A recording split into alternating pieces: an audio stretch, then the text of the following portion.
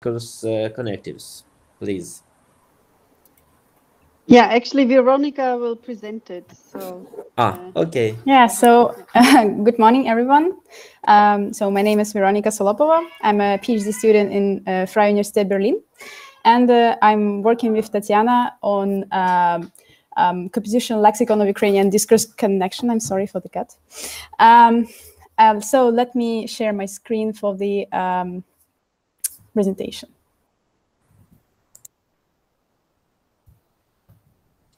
Here. Can you see it all right? Yes, we see, please. Great. All right. So, as I said, our topic is Computational Lexicon of Ukrainian Discourse Connectives. And the plan for today is to tell you what the discourse connective is, also to explain how we constructed our lexicon, what were the steps for it, then present the final version of the lexicon, and also show you our little pilot study to show basically the reuse potential, where we annotated the 20 texts from different genres to measure the distribution, or like make quantitative and qualitative analysis of connectives there. And we will conclude and see the outlook for the future. For relevant dimension for discourse level annotation and processing, which is important for us here, is discourse level, which is hierarchical structure of text created by semantic relations between different sentences and paragraphs. So it is also known that discourse relations are frequently marked openly by certain words and phrases called discourse connectives. So here you can see some examples. For example, that discourse is more than just a sequence of sentences, where we see that the same pronoun she will be connected to different persons depending on the context. And then in examples 3, 4, 5, you can see different kinds of discourse connectives. And for example, because and that's why would be causal relationship indicators, and then would be probably temporal one.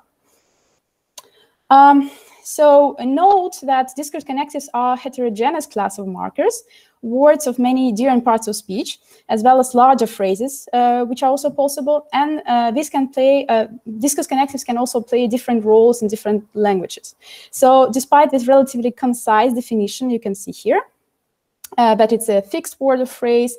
Its meaning is a binary relation. So basically it connects and shows relation between two variables in a way. So for example, that x is greater than y or something like that.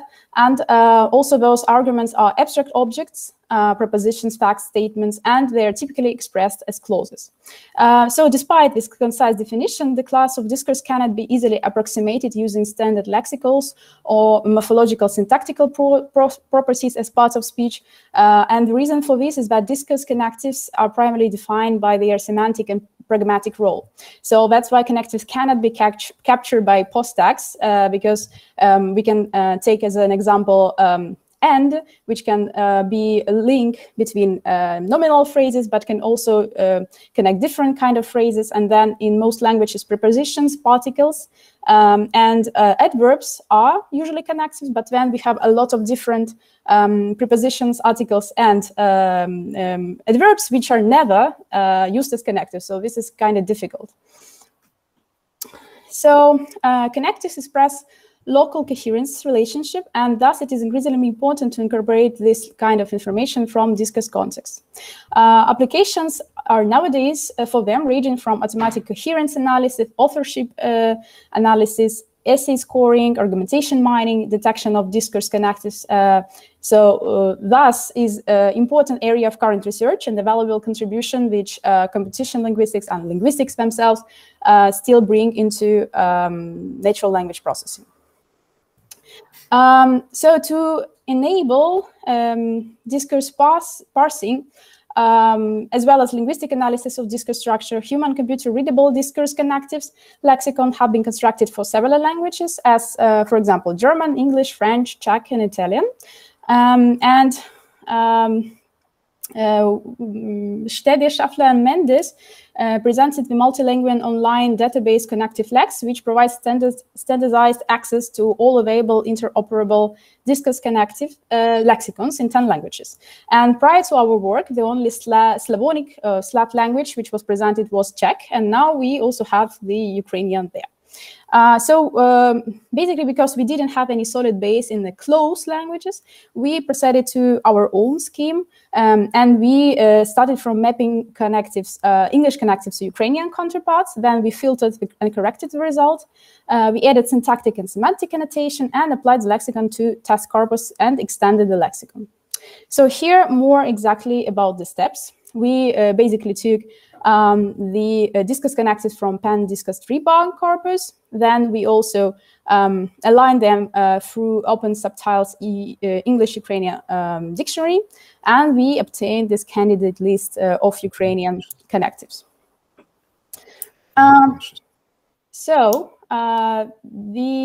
This first seed extraction yielded 154 connective candidates, and we then proceeded to ask Ukrainian native speakers to review a list of candidates to decide whether they are or they aren't connectives according to the definition given above, and if so, what are their syntactic properties and their meaning. The native speakers were around 50 participants in a workshop on shallow discourse passing held at the Office of Grammarly Kyiv by the first author in February 2020, so by our Tatjana Scheffler. They received, so the participants received brief training on the criteria of connectives and lists of the available semantic and syntactic properties. In addition, we provided corpus examples of all connected candidates and which were automatically instructed by string matching from the queued corpus. And thus, also the workshop participants worked in small groups of 3 to decide on each connective lexicon, on each connective.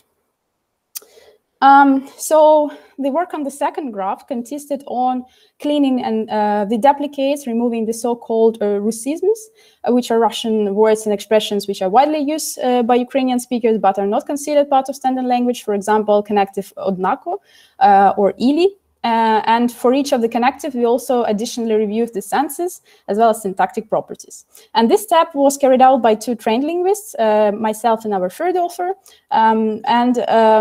We had experience in discourse annotation, and we are native speakers in Ukrainian.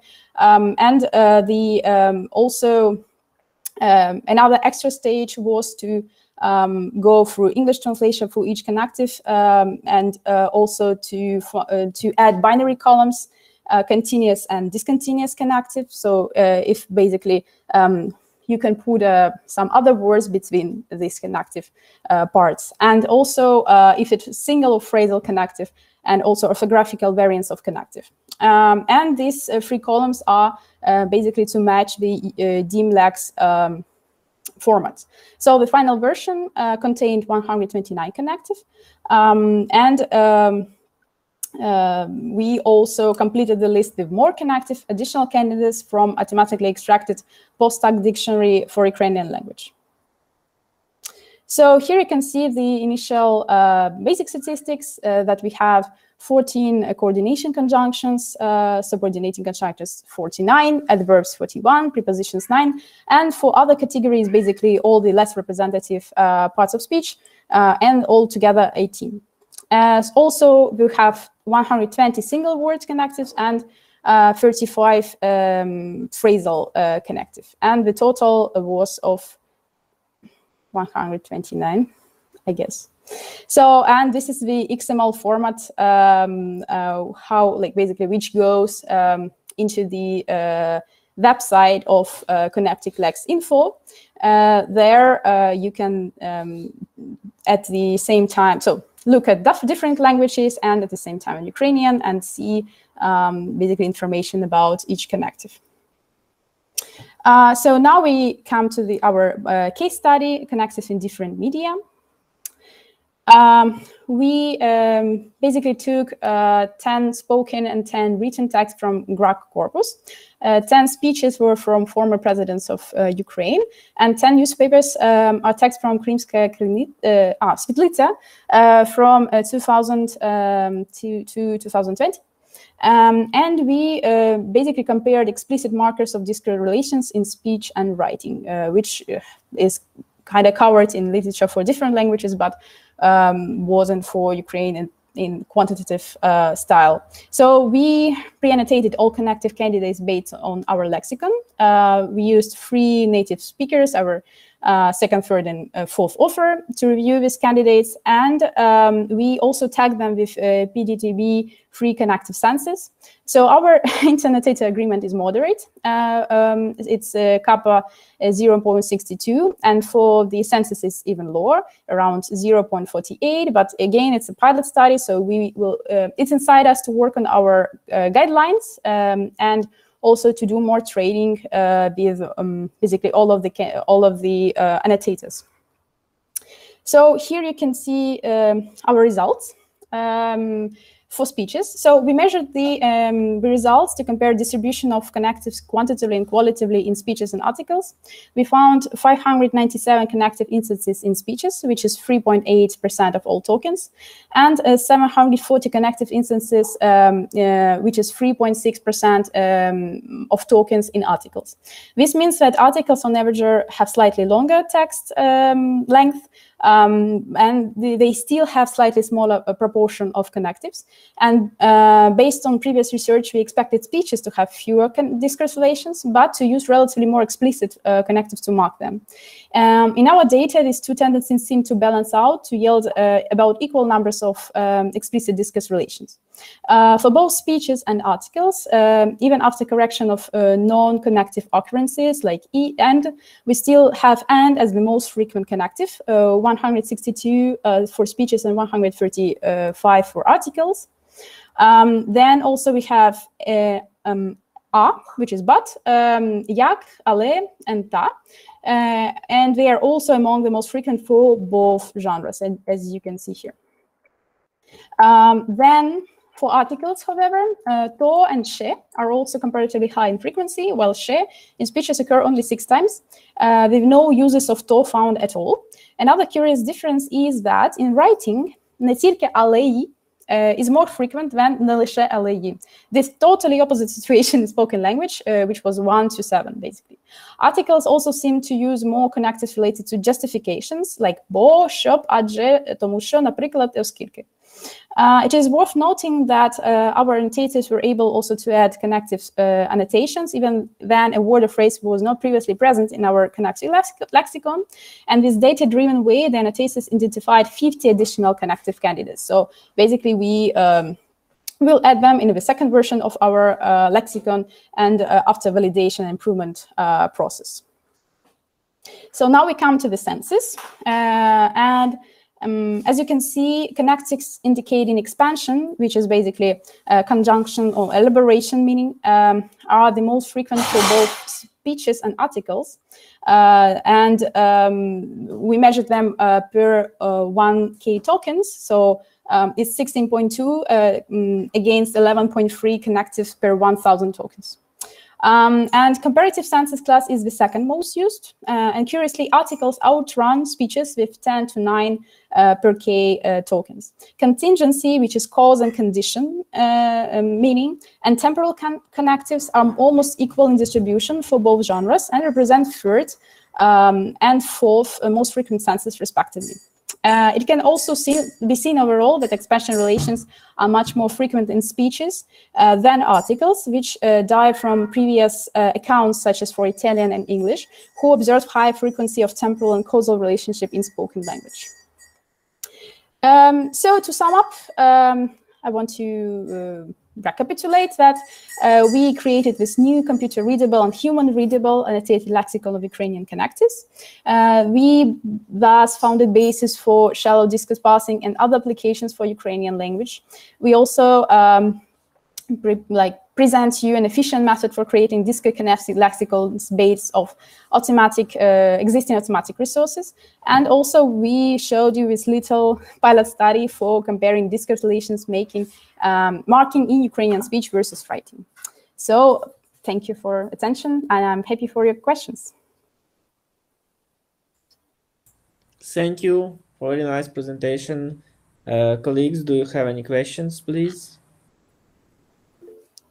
Yes, Alexei. Thank you. I will jump in. Thank you, Nika, for the nice presentation. And so I'm quite far from the domain, but I'm curious, what about this? So whether your results are open to the public, I mean, whether you integrate this lexicon and results to some open data set, for instance, Ukrainian Brown corpus? So we didn't still integrate it to Brown corpus, but it is openly, open source on this website we showed, Connectives Lex Info, am I right, Tatjana? But it's a good suggestion. I think we have to think of also adding it to Brown corpus and making it like more easily to find to wider public. Did I answer the whole thing? Yeah, I can add to that maybe. So the website that Veronika showed, it's kind of a human readable, right? So for linguists especially, or people who like to compare different languages, that's what it's for, because it has interlinked all these 10 languages. So you could look at contrast in 10 languages. But we also provide just the XML version of the lexicon in GitHub. So you can just download it and use it in, for example, in discourse parsing or so. So oftentimes the first step is to try and find the explicit markers, because they're the easiest to find, right? You try to analyze some text, and for that, the XML version is perfectly fine, right? And you get all this information. Right now, we don't have a large chunk of data that is annotated with this information, this connective information. But actually, my student Mariia, who's also an author on the paper, she's working on this right now to try and at least get a little chunk of Ukrainian text annotated with discourse relations, so that this can be used maybe for training or evaluating some parser. Thank you so much for your answer, Tatjana. And the second question, as far as I understand, you started with the English connectors and then find the similar in Ukrainian. But also, have you, probably I missed at this point, but have you tried to find specific Ukrainian connectors, would it be correct to say, that are not present in English, for instance, or I don't know. So I see that there is a function like from English to Ukrainian, but what about some Ukrainian specific words? So how you treat them? Yeah. So yeah, I don't know. You want to answer? I think basically that's why this additional level of case study was very important, because while annotating, we also found this additional 50 connectors which were not present. They usually were still the variants or more dialects of the existing ones already, but still that shows us that there is a need of this additional step after just aligning it with another language. Yeah, so we started from English because that has worked for some other languages before. So there in this website, there's, for example, Bangla, like a South Indian language, or Indian language, and some others, Dutch, right? That were, maybe Dutch is a little closer to English, so you can just transfer everything, right? But we did have already initially the step that we used this conjunction part of speech tag, and we checked all the conjunctions from the Brown corpus. So all the Ukrainian conjunctions from the Brown corpus, to see if they can be connectives. So this we did, right? And we added them before we even did this pilot study. But it's true, there might be it's a very kind of language specific thing, what can be a connective in a language, because it's not really tied to a word class as such, right? It's really more a semantic notion. So yeah, it might have to be extended, but it's still good to start from something. And you know, the English was just the most evaluated list of connectives that we could find, right, from this corpus. So yeah, thank you so much. Yes, thank you. Any other questions, please? If we don't have any other questions, then thank you for a very nice presentation, and we can go to break, I think.